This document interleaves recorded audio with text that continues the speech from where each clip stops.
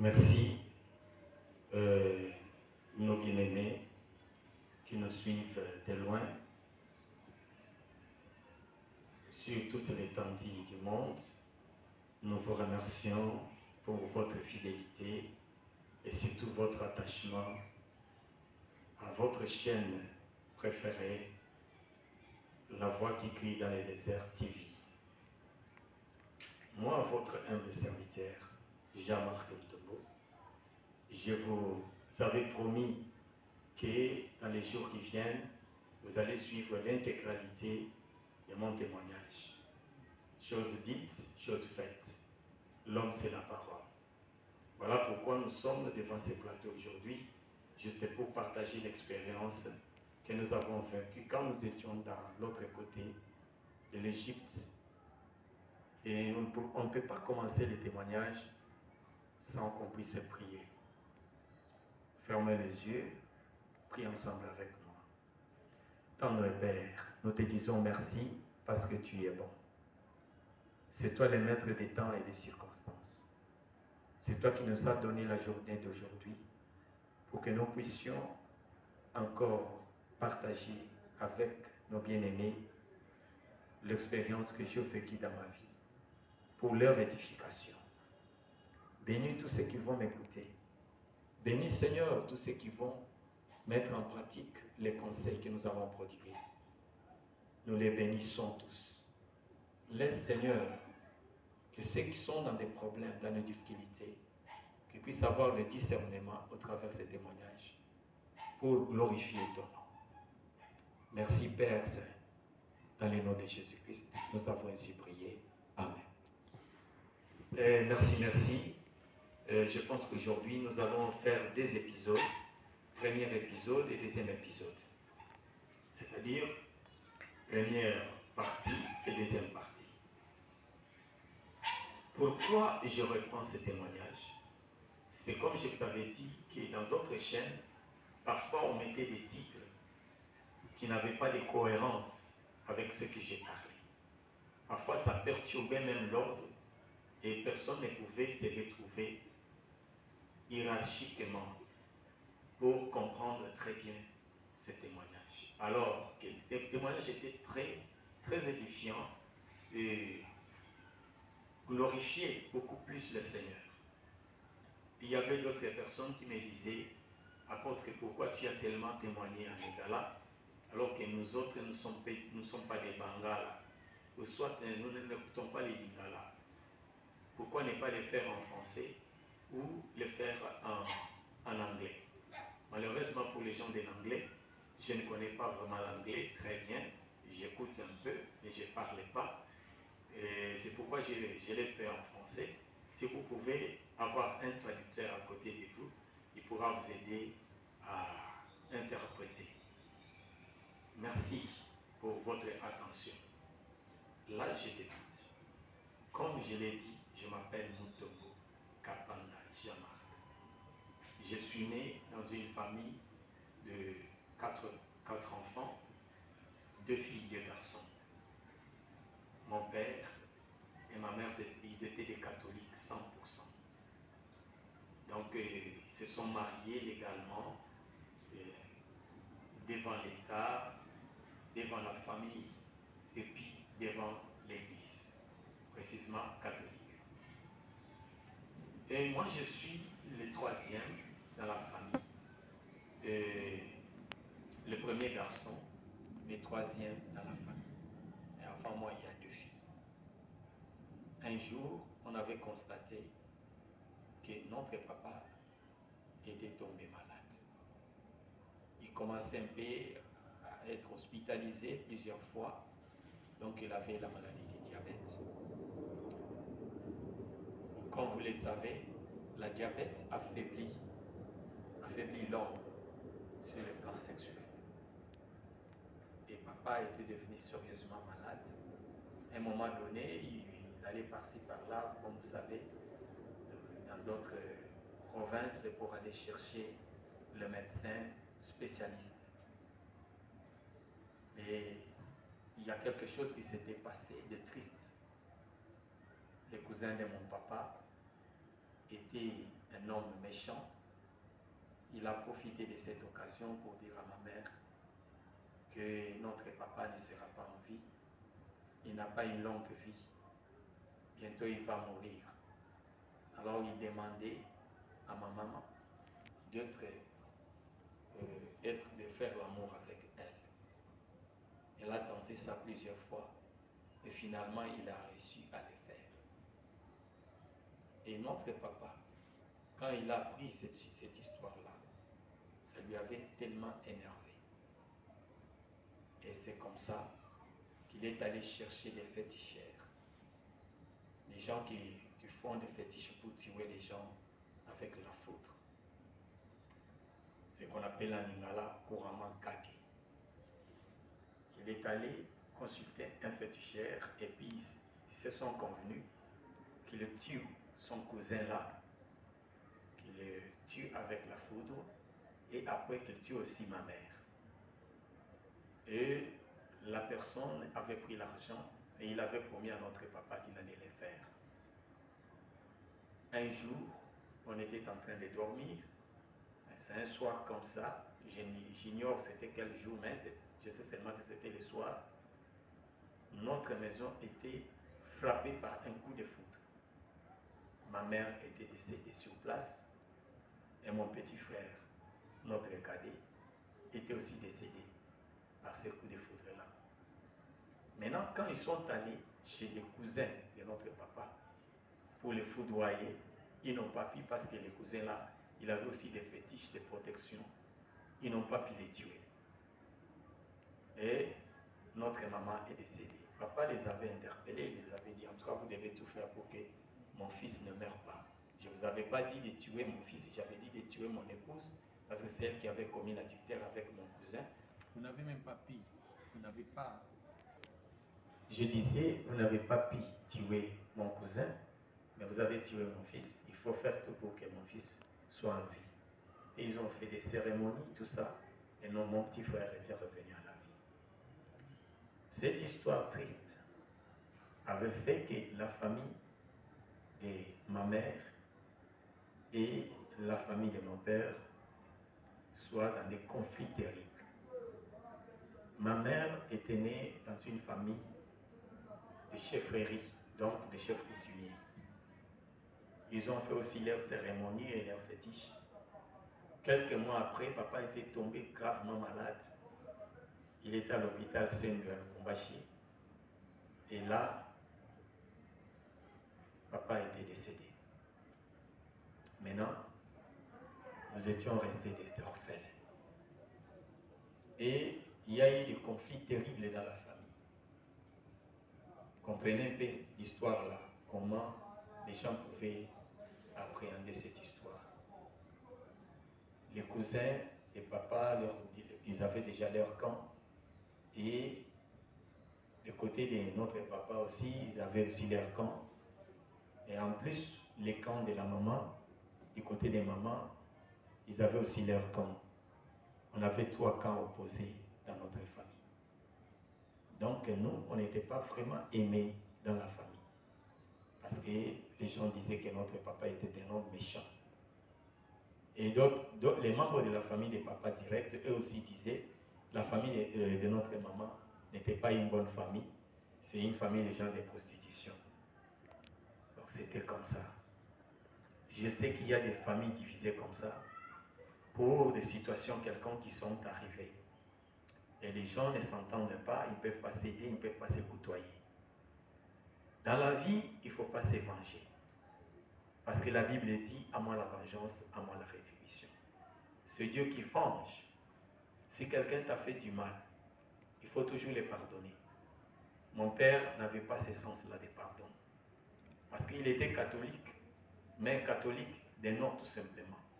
Mais il n'était pas praticien de la parole de Dieu.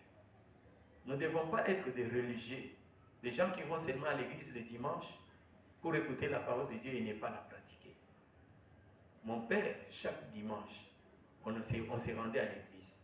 Et si un enfant ou quelqu'un, un membre de la famille qui vivait avec nous, ne part pas à l'église, il lui privait des choses. Parfois, il lui dit, tu ne vas pas manger, Parfois, il dit, on ne te donnera pas l'argent des poches pour aller à l'école, des choses comme ça. Mais lui qui nous amenait à l'église, il était un homme méchant. Le fait d'aller à l'église ne montre pas que nous sommes enfants de Dieu. Mais un enfant de Dieu, c'est celui qui écoute la parole de Dieu et la met en pratique. Voilà un véritable enfant de Dieu. Mon père n'était pas un croyant ou un fidèle catholique praticien de la parole de Dieu. Là, je profite de l'occasion pour dire à tout chrétien du monde entier de ne pas être un chrétien tout simplement de parole, mais que vous soyez des chrétiens praticiens de la parole de Dieu. Nous ne devons pas être seulement des gens qui écoutent la parole, mais nous devons vivre la parole. Lorsque nous vivons la parole, nous pratiquons la parole, nous devenons de véritables enfants de Dieu. Et là, même le ciel va nous acclamer. Qu'est-ce que la Bible dit au sujet des ennemis? Aimez vos ennemis. Faites du bien à ceux qui vous font du mal. Aimez vos prochains. Vous voyez que dans l'histoire que je viens de dire ici, il n'y avait pas l'amour sincère dans ma famille. Ma mère n'avait pas l'amour sincère envers mon père. Mon père aussi n'avait pas l'amour sincère envers notre maman, ou voire même envers sa famille. Parce que c'est lui qui aime. La Bible dit, l'amour couvre les multitudes des péchés. Mais lui, il n'a pas couvert le péché. Par contre, il a cherché à se venger. Et maintenant, les victimes, c'est nous les enfants. Maman est décédée, papa est décédé, et nous sommes restés nous-mêmes comme ça, à la merci de tout le monde. Si tu es orphelin des pères et des mères, ou soit des pères ou des mères, je t'exhorte, fortifie-toi. Il y a un Dieu au ciel. Ce Dieu-là, on l'appelle le père des orphelins. Si tu es veuve, je t'exhorte, il y a un mari de veuve au ciel.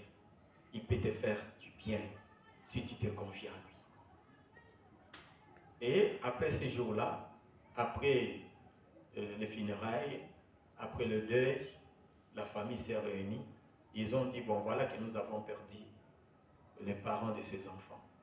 Ces enfants sont restés comme ça, des orphelins, et nous devons les aider.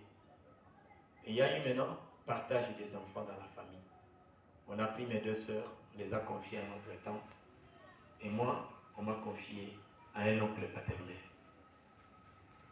Et nous sommes restés comme ça. Mes sœurs étaient chez notre tante, et nous, on était chez un oncle paternel. Paix à son âme, il vient de nous quitter il n'y a pas longtemps. Et lorsque nous sommes restés avec ce papa-là, il nous aimait beaucoup. Il nous aimait sincèrement. Il avait beaucoup de compassion envers nous. Il ne nous traitait pas comme des enfants adoptifs. Il nous traitait comme ses enfants propres. J'ai aimé quelque chose dans ces papas ici. Un papa qui ne choisissait pas. Quand il veut faire du bien, il fait du bien à tout le monde. À son fils propre et à nous, sans distinction. Que le Dieu d'amour les bénisse là où il est. Que le Dieu d'amour les garde là où il est. Et qu'il se repose en paix à cause de sa bienfaisance. Les jours de sa mort, je me rappelle, j'avais même fait un tract où j'avais écrit « Père des orphelins, repose-toi en paix ». Il a aidé beaucoup des orphelins, que ce soit dans la famille de son épouse, que ce soit dans notre famille. Un papa bon. Et on a vécu comme ça, on a passé des temps difficiles. Et comme quelqu'un qui est animé de bonne foi, Dieu ne l'abandonne jamais. Comme il était animé de la volonté de faire du bien à ceux qui sont opprimés, à ceux qui sont abandonnés, Dieu ne pouvait pas aussi l'abandonner. Il commençait à travailler dans une bonne société. L'AC actuel, qui vient de se dissoudre, qui vient de dissoudre, c'est pas ça les termes, qu'on vient de solder, hein, c'est une entreprise qu'on vient de solder, et est tombé en faillite. À l'époque, c'était Air Zahir. Il travaillait là-bas. On a commencé à vivre un peu une vie heureuse. Mais qu'est-ce qui s'était passé? Son épouse, une maman qui aimait les enfants, mais qu'elle-même n'avait pas mis au monde. Alors, cet acte-là, le fait d'être stérile, cela avait un peu donné un cœur un peu compliqué. Au lieu qu'elle puisse se donner à nous, parce qu'un jour on pouvait l'aider, il a commencé à nous causer du tort. Il a commencé à nous faire des injustices sociales. Elle aimait beaucoup les membres de sa propre famille. Elle aidait beaucoup les membres de sa propre famille. Et lorsqu'il y avait des problèmes qui surgissaient dans la famille, parce que ça ne manque jamais, là où les hommes vivent ensemble, il y a toujours des petits problèmes qui viennent. Mais la gestion des conflits, c'est ça les problèmes qui tourmentent les mondes. La gestion des conflits, la gestion des problèmes, sans parti pris, sans complexe. Et c'est ce qui avait fait qu'on a commencé à vivre des injustices sociales. Parce que la maman trouvait que si elle dénonçait des choses telles qu'elles étaient, en disant par exemple que c'est sa petite soeur qui a fait telle gaffe, c'est son petit frère qui a commis telle gaffe, peut-être elle pouvait perdre son mariage. Alors, pour se protéger, tout ça tombait sur moi. Tout ce qui s'est passé dans la famille, des bons côtés, c'était l'autre camp. Des mauvais côtés, c'était moi. C'est Elvis qui a volé l'argent. C'est Elvis qui a fait ça. C'est Elvis qui a abîmé les fers à repasser. C'est Elvis qui a abîmé la radio. C'était toujours moi. Et j'ai commencé à souffrir moralement. Je pouvais me confier à qui? À personne. Et qui pouvait me comprendre? Qui pouvait accepter que moi j'étais innocent? En plus, mon oncle là, il écoutait tout ce que sa femme lui disait. Tout ce que la femme lui disait, c'était comme un alléluia, amen. Il ne contrôlait pas les situations. Il suffit qu'on lui donne les rapports, il s'allie. Et parfois, il peut me taper, il peut me punir, me priver à manger, tout ça. C'était comme ça. Et j'ai passé un bon moment dans des conditions pareilles. Oh, Dieu est bon. Je parle à ceux qui sont tourmentés, à ceux qui souffrent, à ceux qui sont en train de vivre aussi la même vie comme moi j'avais aussi mené, l'injustice sociale. La Bible dit ceci, qu'on parle des mal de vous, qu'on vous critique, qu'on vous dénigre, mais qu'on ne vous trouve pas dans cela. Qu'on ne vous trouve pas dans cela. On peut dire que tu es mauvais, on peut dire que tu es voleur, on peut dire que tu es impudique, on peut te dire beaucoup de choses. Mais dans tout cela, sois toujours innocent et confie-toi à l'Éternel. Dieu est le vrai juge. Notre Dieu, il est le vrai juge. Il est le juste juge. Il juge avec équité. Il n'a pas de parti pris. Le Dieu du ciel, il aime tout le monde. On ne peut pas les corrompre pour un jugement. Quand il dit c'est juste, c'est juste. Quand il dit ce n'est pas juste, ce n'est pas juste. L'homme n'est pas Dieu. L'homme a toujours des imperfections. Supportez ceux qui vous font du mal. Supportez ceux qui vous causent du tort. Parce qu'au ciel, il y a un juste juge qui vous justifiera un jour. Mes bien-aimés, j'ai passé des moments comme ça. Un jour, je venais de l'école, comme on étudiait à l'école des catholiques, des frères des écoles chrétiennes, Institut Freylo, pour ceux qui ont vécu en Bandaka, c'est là que j'étais. On faisait des gants les matins, on partait 7h jusqu'à 11h40, on nous libérait, et on retournait encore à 13h jusqu'à 16h. Je suis allé à la maison vers 11h, j'ai trouvé, on était en train de préparer. Et comme en Bandaka, il y avait aussi des problèmes sérieux des courants. On préparait avec de braise. Alors, l'amarâtre me dira, Elvis, tu es venu un peu avant, la bonne n'a pas encore préparé, parce que les courants ont dérangé. Va prendre la carte, on va jouer. Pendant ce temps, les temps passent comme ça.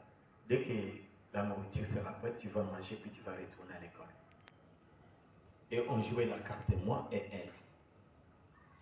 Et au moment où on était en train de jouer, la voiture sport van, le bus sport van qui transportait les travailleurs venait de déposer papa, mon oncle paternel. Et quand elle a entendu les bruits de ces bus-là, directement elle a commencé à pleurer. Elle a pris les chicottes, elle voulait me frapper. J'ai dit, mais qu'est-ce qu'il y a? Qu'est-ce que je t'ai fait? On était en train de jouer la carte ici. Qu'est-ce que je fais? Tu commences à pleurer, immédiatement tu commences à me taxer d'un voleur. Quand est-ce que j'avais volé? Et si j'avais réellement volé, pourquoi tu ne m'as pas attaqué lorsque je suis venu de l'école? Tu m'as dit d'aller chercher la carte, on jouait. Maintenant tu vois papa arriver, tu dis que j'ai volé. Et papa dit, tu as volé? J'ai dit non, il m'a frappé. Quand il me pose la question, tu as volé? J'ai dit non, il continue à me frapper.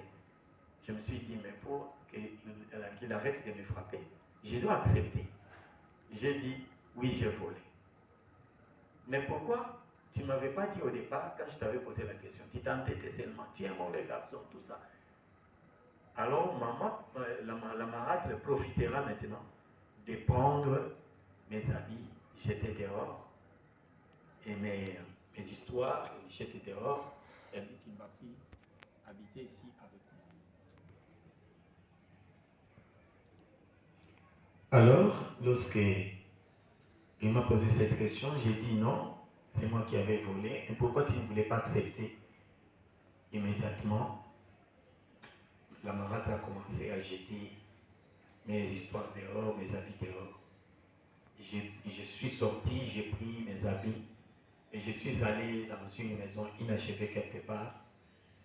Et lorsque je suis entré dans cette maison-là inachevée, j'ai commencé à pleurer. L'idée m'est venue en tête. Bon, quelle est l'importance d'être en vie? À quoi bon vivre? Orphelin des pères et des mères, maltraité, humilié, à quoi bon de vivre? C'est mieux même de mourir que d'être en vie. Or, la vie a des mystères. Lorsque j'ai raisonné comme ça, l'esprit de suicide est venu. L'esprit de suicide est venu à moi et a commencé à m'inspirer. Comment je peux me suicider? J'ai pris des chemises, j'avais quelques chemises, j'ai pris mes chemises là, j'ai commencé à faire une corde avec mes chemises. J'ai déchiré, j'ai commencé à former une corde pour que je puisse me pendre. Et en faisant cela, Dieu merci, j'étais prêt presque à la fin. Dieu merci. Dieu merci. Encore une fois de plus, Dieu merci. Un jeune homme, un grand frère du quartier, il s'appelle Koundou Adelar, il passait par là.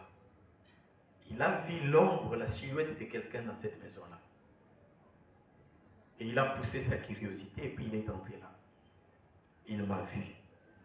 Il a vu la corde que j'avais suspendue. Il lui dit, Elvis, tu veux te pendre?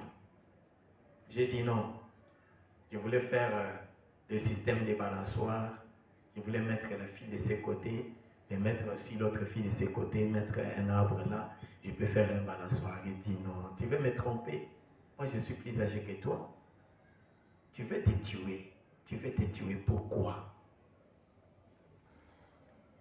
Tu ne sais pas quel est ton avenir. Tu veux te tuer. Et quand il a dit ça, maintenant ma conscience est revenue à moi. J'ai dit effectivement, je voulais me tuer. Et j'ai commencé à pleurer. Au moment où j'étais en train de pleurer, lui m'exhortait, il m'a dit, mais qu'est-ce qui ne va pas? Pourquoi tu voulais faire ça? Dis-moi, parle. Je ne faisais que pleurer. Il me dit, mais toi tu mènes une bonne vie. Ton papa a un peu de moyens. Vous mangez bien. Apparemment vous êtes bien. Pas plus, vous êtes plus que nous. Mais pourquoi tu veux te tuer? Il ne savait pas la réalité de la vie. C'est pourquoi il y a un adage en lingala qui dit ndako etangaka kaka bato balalaka na ndako wana nde bayebi place etangaka. Donc si une maison est en train de sointer, C'est seulement les habitants de cette maison qui savent là où ça souhaite. Mais celui qui vit en dehors de la maison, il envie la maison. Mais celui qui est à l'intérieur, il sait là où ça souhaite. Cela veut dire que partout les gens vivent, il y a des problèmes. Mais celui qui sait gérer les problèmes, celui qui sait se maîtriser, il pourra surmonter. Mais celui qui ne sait pas se maîtriser, il peut se suicider, il va mourir. D'ailleurs, les gens qui se suicident, ce sont des lâches. Raison pour laquelle même la justice les frappe. Tu te suicides, on vient, on te chicote encore pour dire que tu es lâche. Non, Dieu n'aime pas des lâches. J'étais lâche. Je voulais me suicider. Tu n'allais même pas me connaître. Tu n'allais pas me connaître. J'étais lâche. Oh, Dieu avait préparé des bonnes choses pour moi. Mes chers amis, la Bible dit, quelqu'un parmi vous est-il dans la souffrance? C'est dans le livre de Jacques, chapitre 5, verset 13 jusqu'à 17. Quelqu'un parmi vous est-il dans la souffrance? La Bible ne dit pas qu'il se tue, qu'il se suicide, mais la Bible recommande qu'il prie.